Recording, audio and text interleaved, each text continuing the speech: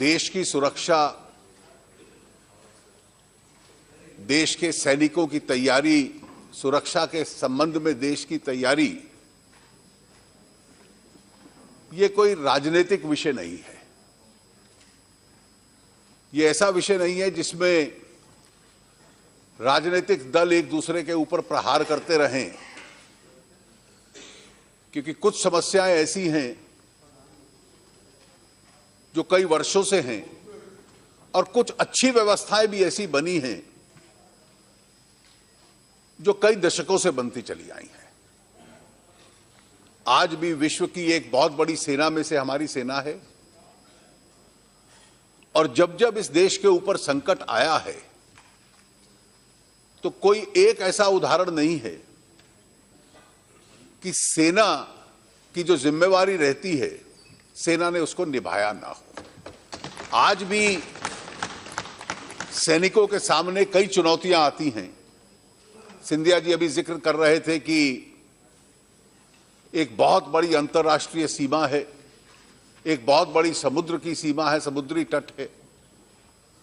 उसके साथ साथ पश्चिम और उत्तर की वो सीमा है जिसके ऊपर तनाव भी रहता है। देश में कई स्थानों के ऊपर इंसर्जेंसी होती है, वहां भी सैनिकों को एक रोल निभाना पड़ता है। और इसके साथ साथ कई बार ऐसी नेचुरल कैलामिटीज भी आती हैं जब देश के अंदर बाकी व्यवस्थाएं अपना काम नहीं कर पाती, तो विभिन्न प्रकार के सैनिक दल वहां जाकर अपनी जिम्मेवारी निभाते हैं। हम में से शायद कोई ऐसा नहीं होगा जिसको एक भी उदाहरण याद हो कि जो इस देश के सैनिकों से उम्मीद सी उसके ऊपर वो खरे ना उतरे। देश के अंदर सीमा पार से आतंकवादी आए, हमारे सैनिकों पे या हमारी पैरामिलिट्री फोर्सेस पे या हमारे मासूम नागरिकों के ऊपर हमला कर दें, ये घटनाएं कई वर्षों से हो रही हैं। और सीमा को सुरक्षित करने में पिछले कई वर्षों में सेना ने अपनी जिम्मेवारी निभाई है। और इसलिए बेहतर यह होगा कि देश की सुरक्षा के साथ जुड़े हुए विषयों को हम बायपार्टीसन दृष्टि से एक बार देख लें। यह बहुत सरल है कहना कि देश की सुरक्षा के लिए साधनों की उपलब्धि और भी होनी चाहिए, स्वाभाविक है होनी चाहिए।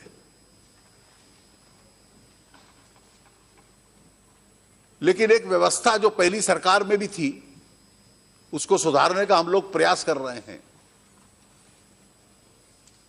देश की पूरी अर्थव्यवस्था के ऊपर, क्योंकि कुछ समय के लिए मेरे पास दोनों जिम्मेवारी है तो मैं ये रखना चाहूंगा, जितना भी राजस्व देश इकट्ठा करता है उसी में से खर्चा देश की सुरक्षा के लिए होगा, सबसे बड़ी प्राथमिकता है। उसके साथ साथ और भी डिमांड्स रहती हैं। एक बहुत बड़ा हिस्सा जो हम इकट्ठा करते हैं ब्याज जो पुराना ऋण लिया हुआ है उसके लिए चला जाता है। बहुत बड़ा हिस्सा आपको राज्यों को देना पड़ता है। उसका बहुत बड़ा हिस्सा इस देश की गरीब की सेवा करने के लिए सब्सिडीज में आपको देना पड़ता है। एक बहुत बड़ा हिस्सा विकास कार्यों में देना पड़ता है। और जब इतनी कंपीटिंग देश सरकार अपने आप को चलाए, सरकार का अपना सैलरी बजट होता है, पेंशन बजट होता है, और 7th पे कमीशन के बाद और भी थोड़ा बड़ा है। मैं वही कहा, गरीबों की सहायता के लिए सब्सिडी जाती है। और इसलिए एक प्रयास रहता है कि इन साधनों में से अधिक साधन देश की सुरक्षा के लिए हम दें। और देश की सुरक्षा के लिए भी जो हम साधन रखते हैं उसमें से भी एक बड़ा हिस्सा चला जाता है सैनिकों के वेतन पे, पूर्व सैनिकों के पेंशन पे, उनको सुविधाएं देने में। और उसके साथ साथ जो कैपिटल एक्सपेंडिचर है, जहां सेनाओं की मॉडर्नाइजेशन हो, अपना वो इक्विपमेंट खर्च और खरीद पाएं, उसको मॉडर्नाइज कर पाएं और देश की सुरक्षा की जो आवश्यकता है उसके अनुकूल कर पाएं, यह शासन प्रयास करता है। इसमें दो स्वाभाविक चुनौतियां हैं और ये कोई चुनौतियां पिछले 3 वर्ष में पैदा नहीं, उससे पहले अधिक ज्यादा थी। एक चुनौती साधनों की है और दूसरी चुनौती जो है, जो प्रक्रिया की है कि जिस प्रक्रिया के माध्यम से जो जो आवश्यकता है उस सब की खरीदारी की जाती है। साधनों के संबंध में मैं केवल इतना कहूंगा कि जो भी सरकार और शासन और देश के साधन बड़े हों, उसमें एक बहुत बड़ी पहली प्राथमिकताओं में से देश की सुरक्षा एक प्राथमिकता रहे। और इसलिए I would like to tell professor Saugata Bose, I missed your speech yesterday, but I went through the detailed notes of your speech. At the end of the day, what is it that we are trying? To increase the resource?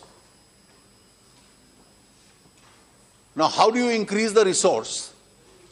That the revenue mobilization of the state must increase. That's the primary resource that a government gets. And therefore, whenever governments take steps, and this is not necessarily to be done by raising the level of taxation, that could at times be a retrograde method of trying to raise revenue. The obvious method is you expand the base. You come out with more modern methodologies of increasing the revenue. You put a check on evasion whenever it is possible. And therefore, whenever we take political positions on those issues, at the end of the day, we must realize that the size of the entire revenue cake has to increase. It's only then that the slice which will be available for national security will also increase. And ultimately, each measure which we are taking, in some of which we are all together, in some which we may have different points of view, but the intention of the government is to increase that base. We try and increase that base. We try and increase that base. What you are saying is correct. You have to increase the base and also spend more on defense side. If you restrict your expenditures on departments, that is all right. Your central government tripping all the aspects, welfare program, skill development. You are sending so many things there. That is why you are not in a position to spend more on defense and other requirements. If you allow the state governments to do certain things, which can keep away what our federal system set, but you are diluting federal system, you are coming all the even powers your side, then revenue also will come getting from all the state government. That's base also reducing now. Through GST you are reducing all the state base also. Everything central you are bringing. Therefore, if you are going concentrating all the state subject, definitely you cannot have sufficient fund for defense.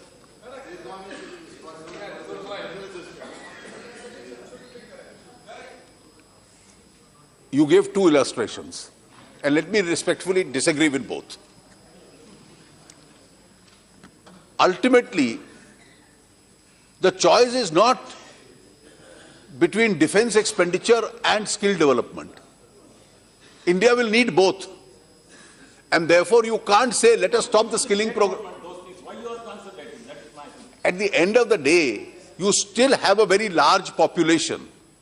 You have to skill your people in various skills in order to make them employable. Now, this has to be an effort as far as states are concerned, as far as the center is concerned. And when you gave the impression, when you said GST, I know your party and state government's position has been slightly different from everybody else. But one of the objects was to have a more efficient indirect taxation system which brings an end to evasion, and therefore the revenues of the state and the center also increases. And that's why we were able to develop a bipartisan consensus on it. At the end of the day, let me only say this. Our effort, whether through various measures that we have been taking in order to check black money, evasion, increase the tax base, GST, ultimately a more resourceful state will always be able to spend more on its primary responsibility for the security of the country. And that's one of our primary expenditures. अब उस primary expenditure के संबंध में हम ये भी समझ लें कि हर जो प्रक्रियाएं हम लोगों ने बनाई और इसमें लेगेसी इश्यूज भी हैं, जिसकी वजह से वो प्रोसेसेस अपने आप में समय लेते हैं। इवैल्यूएशन है, इवैल्यूएशन आप कम कर सकते हैं उसको, लेगेसी ठीक का बोलते ही मत रहिए, आप सुधारिए उसमें। मैं अभी बता दूं ना आपको सुधारा है जो, मैं आपको बता दूं जो सुधारा है, मैं आपको बता दूं जो सुधारा है। प्लीज प्लीज प्लीज, ये आजकल बैठे बैठे चर्चा करने की बहुत बुरी आदत लगा रहे हो। मत करो ऐसा, प्लीज, कोई भी मत करो, प्लीज प्लीज प्लीज प्लीज। इधर से भी हो रहा है, इधर से भी हो रहा है, प्लीज। नहीं, दोनों तरफ। मैं I am not saying for you only, यहाँ से भी अभी भी निशिकांत जी को बोल रहे हैं, बहुत गलत बात है, बहुत गलत बात है। I know. तो इसलिए माननीय अध्यक्ष जी, आपने कहा कि मैं केवल 3 विषयों का जिक्र करता हूं, बाकी डॉक्टर भामरे उसको डील करेंगे, क्योंकि ये छवि ना जाए कि देश के अंदर डिफेंस प्रोक्योरमेंट नहीं हो रहा। ये जो माहौल 1-2 भाषणों से बना, और मुझे खेद है कि माहौल बना कि जैसे आर्मी की प्रिपेयर्डनेस के ऊपर इस पे असर है। हमारी सेनाएं पूर्ण रूप से प्रिपेयर्ड हैं, किसी भी चुनौती के लिए प्रिपेयर्ड हैं। और मैं अगर आपके सामने केवल सूची दे दूं, पिछले 2.5-3 वर्षों में, and I'll just read it out to you. In the last 2 years, 2014-15, 16-17, and till date, 147 contracts have been concluded of a total value of rupees 2,957.66 crores. The equipment such as rockets, radars, artillery guns, helicopters, aircrafts, missiles, which will be supplied under these contracts, will meet the critical requirements of the Indian Armed Forces. Now, amongst the prominent ones, let me give you a list. 155 mm ultralight Howitzer, BrahMos missiles, Pinaka rockets, ballistic helmets, these are for the Army. For the Navy and the Coast Guard, the ongoing shipbuilding projects of P-17A frigates, deep sea rescue vessels, P-81 long-range maritime reconnaissance aircrafts, upgrade of Kamov 28 helicopters, Dornier aircrafts, offshore patrol vessels, fast patrol vessels. Air Force, the Rafale fighter aircrafts, heavy lift helicopters, Apache attack helicopters. Additionally, there is a large number of increased capability in many other areas. अब आपने कहा कि make in India, अब make in India के पीछे एक उद्देश्य था, एफडीआई केवल उसका एक हिस्सा है, और एफडीआई के पीछे उद्देश्य यह था कि जब हम विदेशियों से बाहर से खरीदते हैं तो क्यों ना आरंभ में जॉइंट वेंचर से अपने देश में बनाना शुरू करें। और स्वाभाविक है कि पिछले 2 वर्षों में कई ऐसे बड़े विदेशी सप्लायर्स हैं जो भारतीय पार्टनर्स अपने ढूंढ रहे हैं, और कई ऐसे अरेंजमेंट्स हुए हैं, और ये एक लंबी प्रक्रिया होती है, और मैन्युफैक्चरिंग प्रोसेस तब आरंभ होता है जबकि उनको ऑर्डर मिलने की भी संभावना हो, और ऑर्डर इसमें केवल सरकार और फौज की तरफ से मिलता है। अब यह कहना कि भारत में मेक इन इंडिया हो नहीं रहा, आपके शासन में भी पब्लिक सेक्टर्स थे, वो पब्लिक सेक्टर्स काम करते थे, आज भी कर रहे हैं, कुछ निजी लोग अब इसमें आने शुरू हुए हैं, और इसलिए इस सेल्फ क्रिटिकल एक्सरसाइज में हम इतनी अतिशयोक्ति ना कर दें। अगर मैं आपको आंकड़ा दूं, केवल पिछले 3 वर्ष का है, इससे पहले भी होता होगा, 134 कैपिटल प्रोक्योरमेंट केसेस अप्रूव हुए हैं, और ये कई वर्षों तक इनकी सप्लाईज चलेंगी। इनकी टोटल कीमत है 4,450.30 करोड़। तो 4 लाख करोड़ से ऊपर 134 प्रपोजल्स हैव बीन अप्रूव्ड। इनमें से 100 प्रपोजल ऐसे हैं 134 में से 2,51,000 करोड़ के जो buy and make in India वाले हैं, और इसमें 34 ऐसे हैं 1,19,000 करोड़ के करीब के जो बाय ग्लोबल हैं। इसलिए इस सेल्फ क्रिटिकल एक्सरसाइज में हम चले जाएं कि देश के अंदर मेक इन इंडिया में इसमें कुछ नहीं हुआ, ये सब पिछले 3 साल में हुआ।